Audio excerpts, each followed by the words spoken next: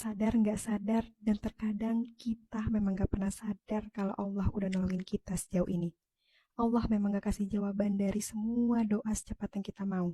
Tapi tahu nggak, Allah itu maha mendengar, Allah itu maha mengetahui, dan Allah gak pernah lupa sama hambanya yang terus meminta.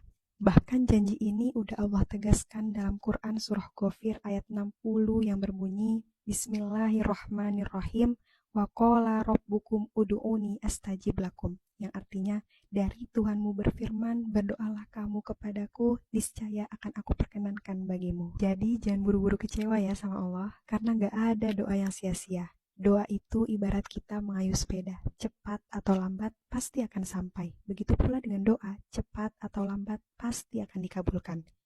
Kalau Allah belum mengabulkan doa kita, itu bukan berarti Allah gak dengar. Bisa jadi Allah menunda doa kita sampai kita benar-benar siap. Atau mungkin Allah ingin mengganti doa-doa kita dengan sesuatu yang lebih indah. Jadi kalau hari ini kita mulai ngerasa jauh dari Allah, udah ya teman-teman, kayaknya udah waktunya balik deh. Iya memang hidup kita hari ini baik-baik aja. Tapi kehidupan bukan hari ini aja kan.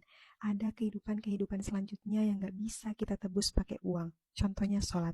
Aku bikin gampang aja ya. Kalau kita lalai, apalagi ninggalin sholat, sama aja kita bilang ke Allah, Allah, aku gak butuh engkau sekarang. Kita memang gak bilang itu lewat mulut kita, tapi kita bilang lewat perbuatan kita. Setiap detik Allah kasih kita nafas, jantung yang berdetak, tapi kita balas dengan pura-pura lupa. Apa itu gak kurang ajar? Begitu banyak alasan yang kita buat untuk ninggalin sholat.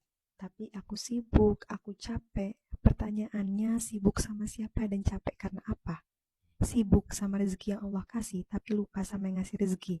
Atau mungkin sibuk ngejar dunia yang Allah atur, tapi lupa sama yang punya dunia. Kita tahu Allah gak pernah butuh sholat kita, karena kita yang butuh. Kita yang gampang jatuh, kita yang gampang rapuh, kita yang butuh tempat pulang, tapi kita sendiri yang nutup pintu itu.